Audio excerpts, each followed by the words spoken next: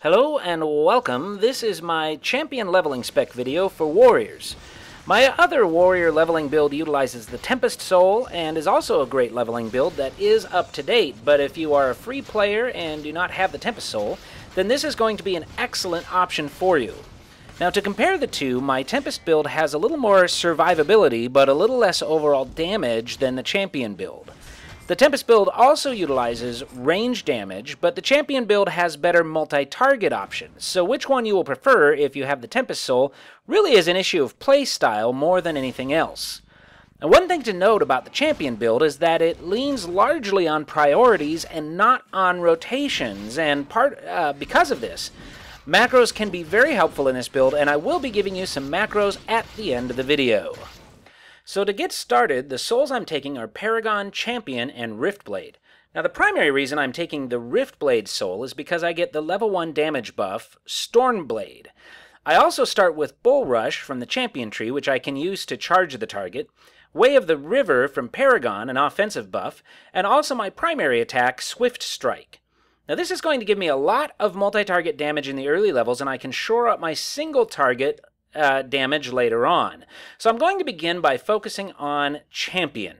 So my first 3 points I'm going to take are Take No Prisoners, which increases finisher damage, and this has opened up my first finisher, Punishing Blow. My second level 3 point goes to Teaching of the Five Rings, which increases damage for attack point generating abilities, also called Builders. Levels 4 and 5 go to Take No Prisoners, and I've now opened another damage buff, Soldier's Bearing. At level 6, I take Savage Sweep, which is my opening attack in multi-target situations. My second level 6 point goes to Teaching of the Five Rings, which opens the finisher Reaping Harvest, which, despite the slightly altered description, is actually identical to Punishing Blow. Levels 7 through 9 go to Titan Strength, which increases my strength by 2% per point. This has opened Mark of Inevitability, a debuff which is not on the global cooldown, and I'll be using every fight to increase damage. My second level 9 point goes to Teaching of the Five Rings. Level 10 goes to Titan Strength, and level 11 goes to Shared Suffering, another offensive buff. My level 12 points go to One on Many, which increases area of effect damage, and also Teaching of the Five Rings. I have now opened up Mighty Blow, my primary multi-target attack, and Rising Waterfall, a follow-up attack. This is a strong attack that can be used after any other builder is used. Level 13 and 14 go to One on Many, and level 15 finishes Titan Strength. My second level 15 point goes to Teaching of the Five Rings. At level 16, I'm taking Chains of Life, a multi-target finisher which does a bit of self-healing as well. And I've also opened up my primary multi-target finisher, Blade Fury. So at level 16, I have a few different things going on, and I have the ability to fight effectively in both single and multi-target situations. I'm using every buff I've got so far. I'll be opening most fights with Bull Rush and cast Mark of Inevitability while I'm still charging. In single-target fights, I'll hit with a Savage Sweep, and then alternate Swift Strike and Rising Waterfall for the remainder of the fight, using Punishing Blow every time I have 3 attack points. In multi-target fights, I'm opening the same way with Bull Rush, Mark of Inevitability, and Savage Sweep. But for the remainder of the fight, I'll simply be spamming Mighty Blow as my builder and Blade Fury as my finisher, unless I need some healing, in which case I can throw in Chains of Life. I've now got an effective complement of attacks for multi-target situations and can go ahead and shore up my single-target damage.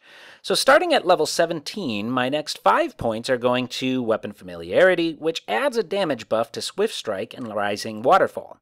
Now this has opened up Turn the Blade, an attack that is not on the global cooldown and does moderate damage. My next 3 points go to Double Jeopardy, which adds another buff to Swift Strike, and this opens the strength buff Focus of Body. Levels 22 and 23 go to Devoted Training, which increases my strength. My next 3 points go to 1-2 Punch, which increases the damage of Rising Waterfall. And I've also opened Thread the Trees, which is a charge ability. Now, by reading the description, you'd think that this would replace Bull Rush in multi-target situations. But actually, it's better for single target since it does more damage than Bull Rush, and to hit multiple foes, they need to be lined up perfectly between you and your target. For now, though, this can replace Bull Rush altogether, but later on, Bull Rush will actually be the better option against multiple targets, and Thread the Trees will still be best suited for single targets. Both level 27 points are going into Flowing Strikes, which is somewhat useless in short fights, but will give me an extra critical hit or two in longer fights. This has opened up Way of the Sun, which is the first ability in the build that I'm disregarding. At level 28, I'm taking Shield of Will, a powerful absorb for when the fight is not going as well as I'd like. My next 3 points go to Deadly Parity, another damage buff to Rising Waterfall, and this has opened Flurry, a massive 6-second single-target attack that I can use every 30 seconds. Now at this point, my single-target damage is excellent, and I can head back over to the Champion Soul. My levels 31 to 33 points all go into Berserker, which gives me a 20% chance on a hit to increase my strength by a total of 20%. This has opened Slayer's Bearing, which I will disregard since I'd rather use Soldier's Bearing. Level 34 goes to Weapon Defense, a second absorb ability like Shield of Will. My 35 and 36 points all go to Mired, which increases my damage by 15% as long as I've used Mark of Inevitability during the fight. This has also given me Inescapable, which allows for a longer charge distance. My next 3 points go to Intense Training, which increases the effectiveness of Soldier's Bearing from 5 to 8%. The 3 points after that go to Proper Timing and Perfect Timing. Proper Timing forces my next attack to critically hit, and 2 points in Perfect Timing reduces the cooldown of Proper Timing from 1 minute to 40 seconds. I've also opened up Battlefield Intimidation, which acts as a single-target root and a multi-target fear, which I probably won't use much in solo leveling situations except to run from an overwhelming fight. My levels 42 and 43 points go into Trample. This will allow me to increase the damage of AoE attacks by 15% after using Bull Rush or a finisher. At this point, I'll definitely be using Bull Rush to start multi-target fights, although I'll be sticking with Thread of Trees for single target. I've also opened up Cornered Beast, a 6-second multi-target attack that is similar to Flurry. I'm going to note here that I'm not taking Juggernaut's Bearing, but that you may want to. This is the bearing that is best to use in multi-target situations and would be great against groups of trash mobs in dungeons. For solo leveling, though, it isn't so much better than Soldier's Bearing that I'd want to constantly switch bearings for multi-target versus single-target fights, so I'm just going to stay with Soldier's Bearing. So my level 44 and first level 45 points go to Fight or Flight, which gives Cornered Beast a 15-second cooldown. My second level 45 points goes to Mark of Exclusion, which I will use whenever I feel that defense is more necessary than offense. I've also added Mark of Extermination, which I'm going to use instead of Mark of Inevitability, although, to be honest, I'm not entirely certain that this will give me a higher DPS in most fights. This is likely better suited to longer multi-target fights in Storm Legion zones than it is to shorter fights in the level 45 range. Levels 46 through 48 go to Iron Strikes, which increases the damage of my multi-target attacks by 30%.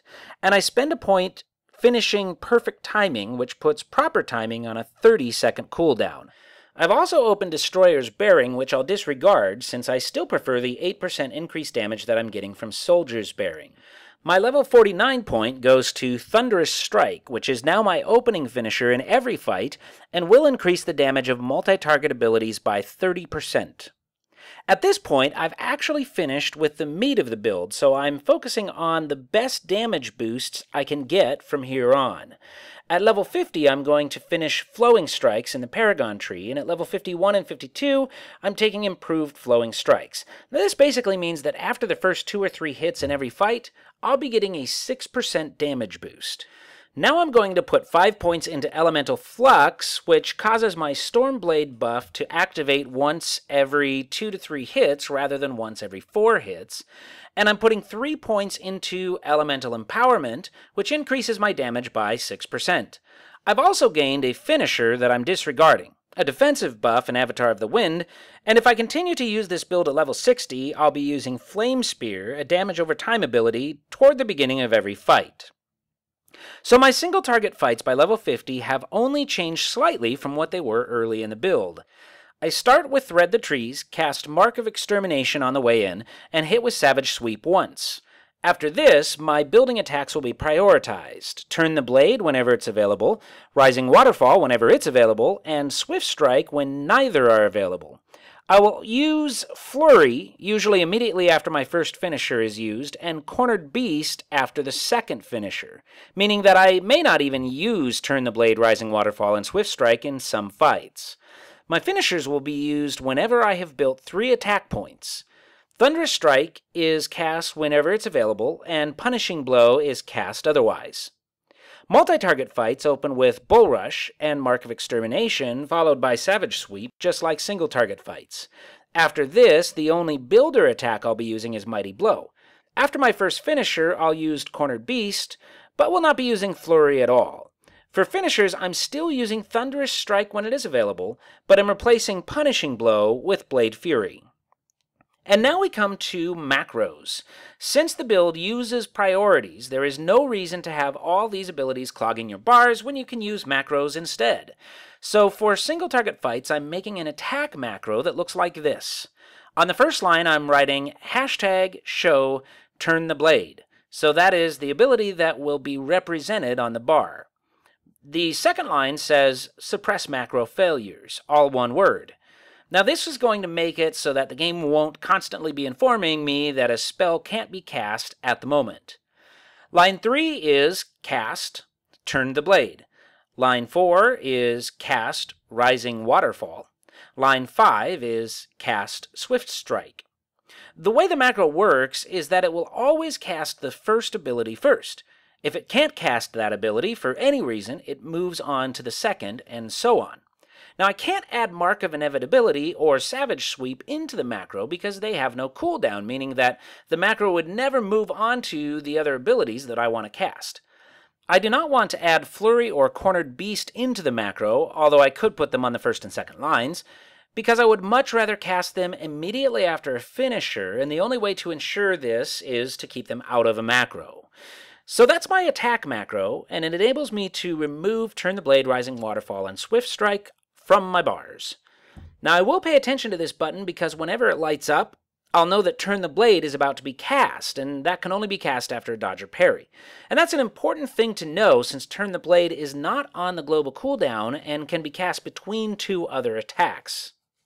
Now I also use a finisher macro since I want to cast Thunder Strike whenever it's available. So the first line is #show punishing blow. Line 2 is suppress macro failures. Line 3 is cast Thunderous Strike, and line 4 is cast Punishing Blow. I set up a second finisher for multi-target fights that is exactly like the single-target macro, except that in line 1 and line 4, Punishing Blow is replaced by Blade Fury. And remember that for these to work, the names of the abilities need to be exact, so make sure that both spelling and spaces in the words are perfect.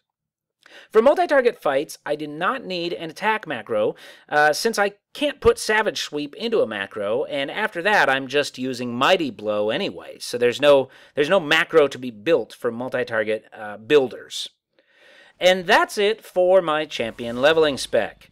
Thank you very much for watching, and have a great day.